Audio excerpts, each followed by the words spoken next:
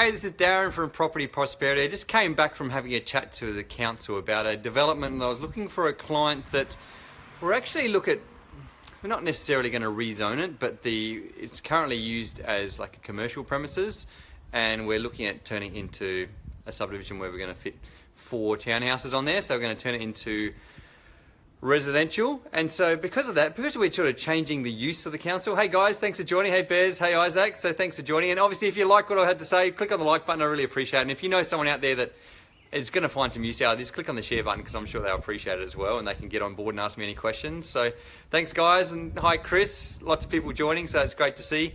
So yeah, what I'm talking about today is people that are going to necessarily, maybe it's a residential site and they're going to use it for another purpose, or maybe it's a commercial site, they're going to use it for another purpose, or even as it's currently residential, but there's a potential, just because of the area it is, also because of the size of the property, there may have been a reason for council to think there might be toxic soil on the site. And so it's pretty hard to tell, to be honest. The first thing the council are going to ask you for is a site history. And so they're going to want you to come back and say, okay, what has it actually been used for in the past? And so this might be quite difficult for you. You can actually pay people to try and work this out for you. To be honest, if I was you, I'd probably try and save yourself some money in the short term and just sort of see whether you really can try and, argue your way through it without council having to force you to go and pay a professional to do it for you.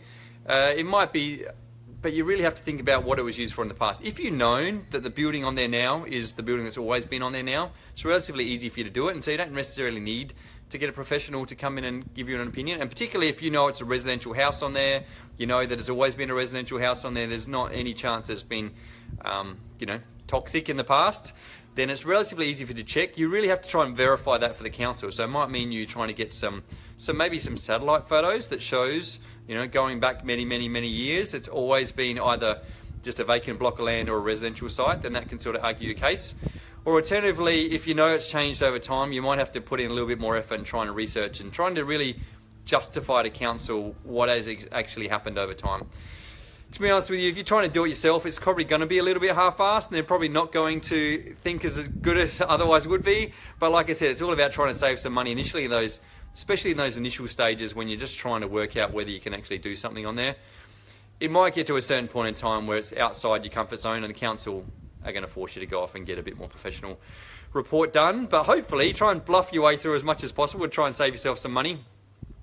Because the reason why this is important is, firstly they're going to want a site history report, which shows them what's happened over time, over the history of that particular site. And then secondly, if there is a potential, let's say there's been a dry cleaning place on there, or there's been a car mechanics, or something that could have poured rubbish into the soil that's going to cause a problem down the track, then they're going to want you to try and prove that there's not any toxic soil in the place. So it might be, you might actually have to get someone come in, and a specialist will come in and do soil tests. So actually, particularly if you're on a small site where, the building takes up most of the block, then you actually have to cut down into the concrete to find out what's underneath. Or if it's a bigger block, you can get them to do soil tests. And so they get in with, looks a bit like a big pipe, and they push it down into the soil, and it goes really deep down in the soil, and they take out what they call a core sample. It actually takes out a bit of the soil, pulls it all out, and they can go and get that tested and find out whether there's any particular contaminants are in the soil. So really that's the only way to prove there's not any toxic soil in there. So what you're hoping for is that you can prove to council that there's not really any reason to believe there should have been any toxic soil in there. And so if it's fair enough, it's all been residential, then they're probably not going to make you do it. But if there's a chance it could have been commercial property, commercial property where it's an office, then that's a bit different compared to where, like I said, it was a car yard or something else. So I don't know, maybe I'd love to hear your feedback. Maybe you've had an experience where this has happened in the past. So, please put a comment in the comment box, or maybe give some feedback. And I'd love to hear if anyone else has had a similar sort of experience with problems like this. And so really what it's about, when you've got a situation where you do have a problem site, it's about trying to minimise how much money you have to spend up front, because you don't want to find out you spent all this cash and then it just gets knocked back anyway.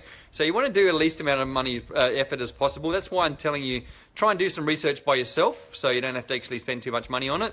Obviously at a certain point in time, council might come back and say, hey, well, you need to get a professional come and do some stuff. So at that point in time, you will have to pay some money. And like I said, just minimise the amount of cash you're spending out all the way along. And eventually you have to spend a little bit more. Because the problem will be, if you do find there's toxic soil on there, you may have a chance you can resolve that issue, but what you have to do is actually remove the toxic soil. So that's why that site, the core sample for the soil is really important, because you'll be able to find out how deep it goes down as well. So what that might mean, you imagine if you've got a block of land, you might have to dig down, 1 or 2 or 3 or 4 meters, who knows how deep this goes down, remove all that soil and then replace it with more soils and what they call clean fill.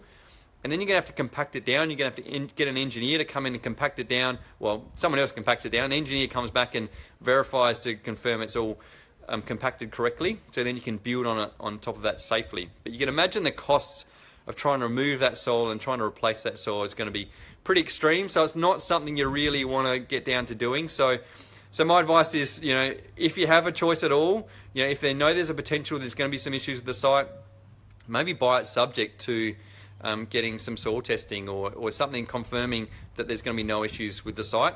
You either may pay for it, or maybe the vendor, the owner may pay for it, but you really don't want to be buying a contaminated site.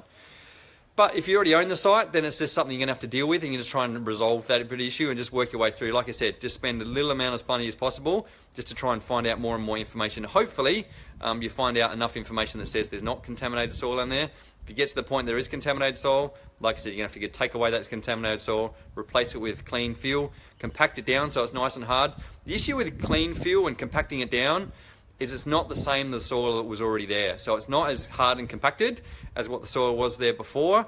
And so that means your footings are going to be totally different. So as well as the cost of actually removing the soil and replacing the soil and compacting it, actually to build the house is going to be a lot more expensive than it otherwise would be. So you can see it's going to be a total nightmare if you have toxic soil. So my advice, stay away from it as much as you can. If you find that it is a problem, then you're going to have to slowly start researching it and trying to eliminate it, identify it but then eliminate the problem as much as possible. So hopefully that makes sense. If you've got any questions, put a comment in the comment box. If you like what I had to say, put a like in there too. I really appreciate it. If you know someone that's dealing with a development and maybe they'd get some use out of knowing about toxic soil, then yeah, share it. I'm sure they'd really appreciate it, and I'd love to hear from you guys soon, and I'll talk to you again next time. Bye for now.